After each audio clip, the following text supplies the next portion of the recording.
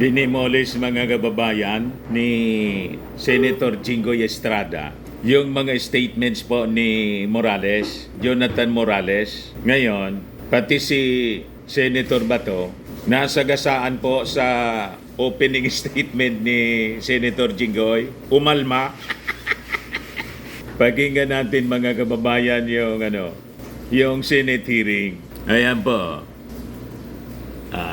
I-play natin mga kababayan, galing ito sa sa live broadcast from the Senate, yung Senate of the Philippines, yung live streaming nila mismo mga kababayan. Center stating that COVID-19 PCR viral RNA detected, interpretation positive. Positive daw siya. Hindi sa kasi naka-attend si dating Executive Secretary Ochoa. Dito baka kung natapos natin itong Nabanggit kasi yung pangalan na siyang pumigil. na kailangan din tanungin, at kung nandito sana siya, baka I could have adjourned it. Pinigil daw yung operations doon sa kondo, kaya hindi nangyari. Yan yung mga nangialam daw si Paquito Ochoa, then Executive Secretary ni Pinoy. Ituloy natin mga kababayan yung Senate investigation. And after today's hearing, but bigyan pa natin siya ng chance. So kung ilang araw ba bago mag-negative sa COVID? Nagkabid ko daw si kasi may medical So okay lang kung bigyan natin si Secretary Ochoa ng 1 week? May medical certificate, DOH. binigay yung yung doktor niya. Walang DOH. So we will be giving Attorney Paquito Ochoa 1 week to recover from COVID. And we have already sent to him 2 invitation letters. So by this time, you issue subpoena for his attendance before this committee. Kung hindi pa rin siya mag-attend, baka warrant of arrest will be issued by this Senate. Kung hindi siya magpakita. Po? Just for the record, dahil mahirap yung Ipapahuli? iniiwasan tayo. Iko-content? In-acknowledge natin, positive siya sa COVID. Kaya bigyan natin siya ng 1 week. Kung nandito sana siya, baka tapos na itong hearing na ito. Mr. Chair, Yes, go ahead. is this committee going to conduct another hearing next week? Yes, next week. I thought this is the last hearing, Mr. Chair. Yeah, kung nandito sana si Paquito Ochoa, Wala ba mo nagkukuha to adjourn this hearing. Pero Ebidensya. mahirap yung hanging tayo, Your Honor, kailangan humarap siya dito, gumiti. Ang nadudurog po, hindi man yung Pangulong Bongbong, Yes, Mr. lalo pumugi Chairman. yung ating Senator Pangulong Bongbong. Yusek Vasquez. Ang nasisira po, si Bato, tapos si Morales. Alternative, not congressional hearings, but in trials, court trials, take the deposition or what? Ano bang Actually, pwede mo i-suggest? Thank you for the opportunity to make a statement again, Your Honors. Actually, there are ways of facilitating testimony taking short of physical face-to-face. Yes, I know that. I know everything. But I want him to be present physically here. Gusto ko lang mahirap yung magtatanong tayo na wala siya doon sa harapan natin.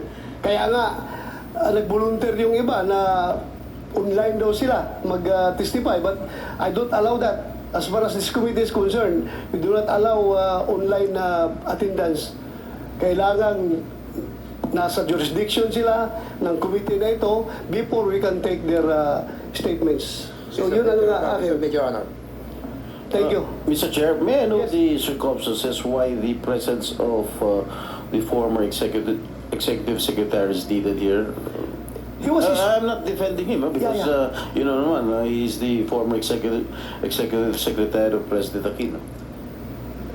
Yes, number one, he was mentioned in the deposition of Jonathan Morales that the operation was Ayun. disapproved by Kaya di daw former natuloy. Director General for Operation Yun ang Carlos claim ni Ledapan Morales.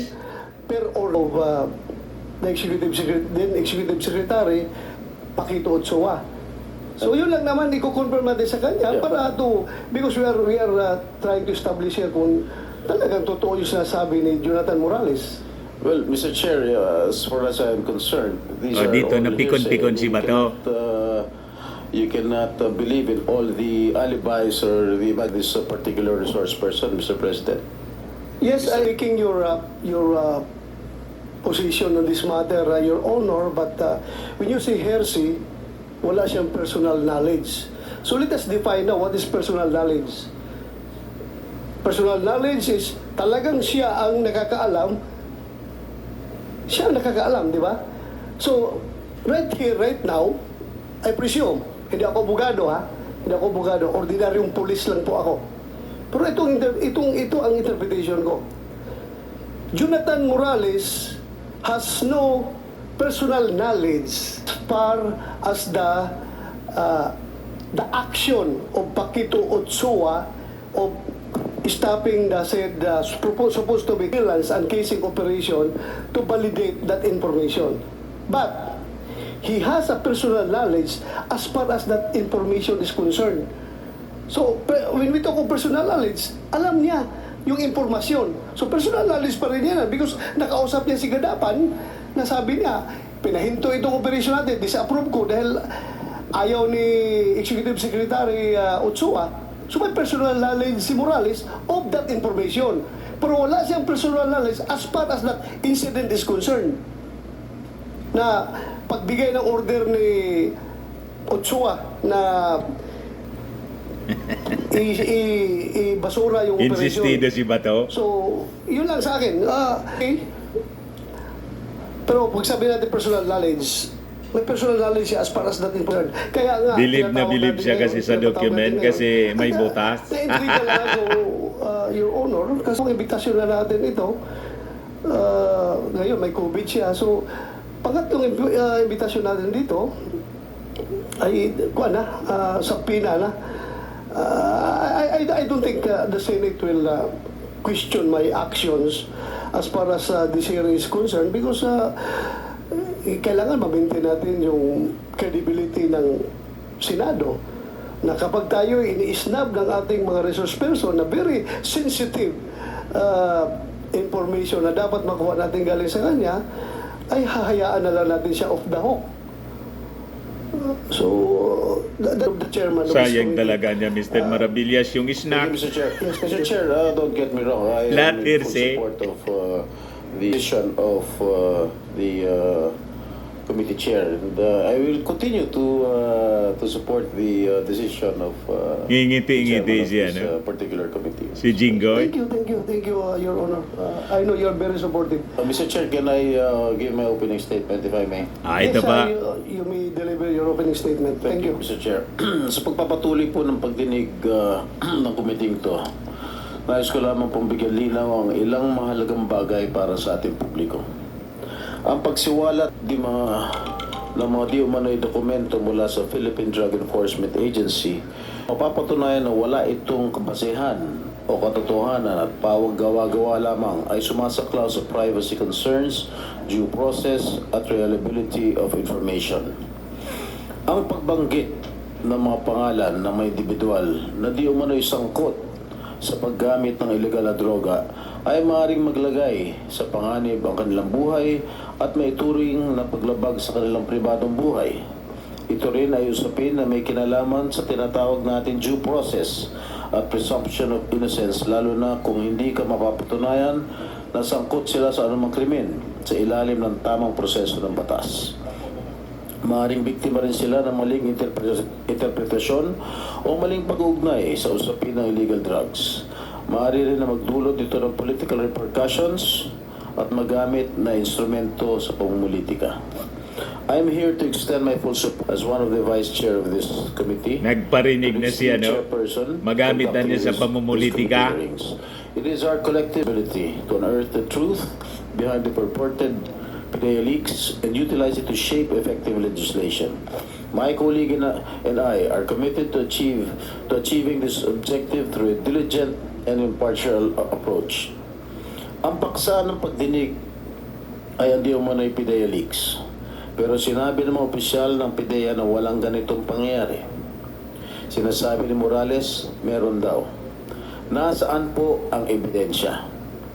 Isa sa mga natutunan ko sa pag-aaral ng Nasaan ang ebidensya? He who alleges has the burden to prove this. Maliban sa mga statement ni Morales, ano pang ebidensya ay pinakita niya? Wala po. Wala. Mr. Chair, dinidinig natin ang Wala. testimonya ng isang witness na naharap sa mga criminal complaints, lokal na hukuman at kabilang dito ang paglabag sa Article 180 ng Revised Penal Code, ang batas na nagtatakda para sa mga Bukya. taong nagbibigay ng peke o maling testimonya laban sa isang akusado at kasalukuyan Fake. itong nakapending TC San Fernando, Pampanga. Bilang mga senador, meron tayong malalim na responsibilidad na tiyakin ang katotohanan sa mga pahayag ng mga individual na tumatayong testigo o resource persons natin. Ito ay hindi lamang tungkulin natin bilang mga mambabatas, kundi isang moral na obligasyon. Walang puwang sa ating mga pagdinig ang mga nagpapakalat ng kasinungalingan o gumagawa ng statements, lalo na't nanumpa sila sa nagsasabi na pawang katotohanan lamang. Sa bawat Ayun. pagdinig ay sinasagawa, layunin natin hindi lamang ang paghahanap ng katotohanan, kundi maging ang pagbibigay ng hustisya at pagtataguyod ng kapakanan ng ating mga kababayan. Sa mga bumabatikos sa akin na wala raw ako moral ascendancy para lumahok sa pagdinig na ito dahil ako raw ay convicted ng hukuman.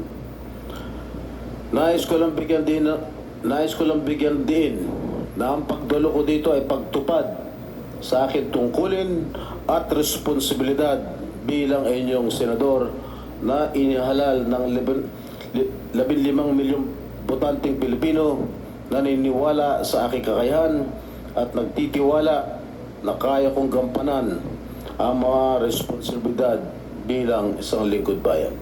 Huwag kayong maglala. I am a man of conviction. Tungkulin ko na gampanan ang iniaatang na responsibilidad at mandato ng taong bayan. Hindi ako titigil sa pagtupad ng aking tungkulin kahit pa may ilan dyan na inaatake ako ng personal. Ang ating paglahok sa mga pagdinig ng isang karapatan, kundi isang tungkulin ang ating sinumpaan. At kasama sa ating sinumpaan bilang mambabatas ay pagpapanatili ng integridad at tiwala ng ating mga kababayan sa ating institusyon. Hindi ito tungkol sa personal na interes, kundi tungkol sa paglilingkod sa bayan at pagpapalakas sa mga institusyon ng ating demokrasya. It is crucial that our legislative processes uphold the principles of truth, integrity, and fairness.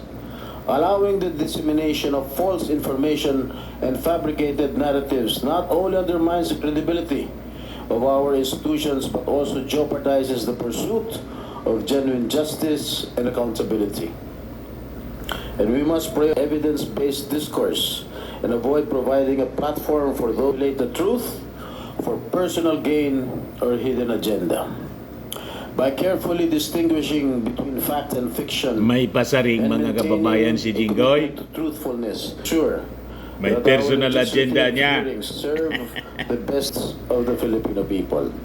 And I call upon the Senate Public Order Committee to uphold its duty to the Filipino people by exercising due diligence in verifying the veracity of information presented before it and by refraining from legitimizing falsehoods and fabricated stories.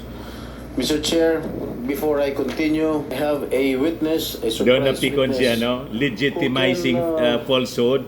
Napikon doon maybe, si give some inputs because his Bato. name was during the first or the second hearing, and I want also to, with the permission of the chair, to call his attention and maybe to give some inputs and to corroborate what some of the resource persons and I myself to corroborate all the statements that I said during the last hearing, if I may, Mr. Chair.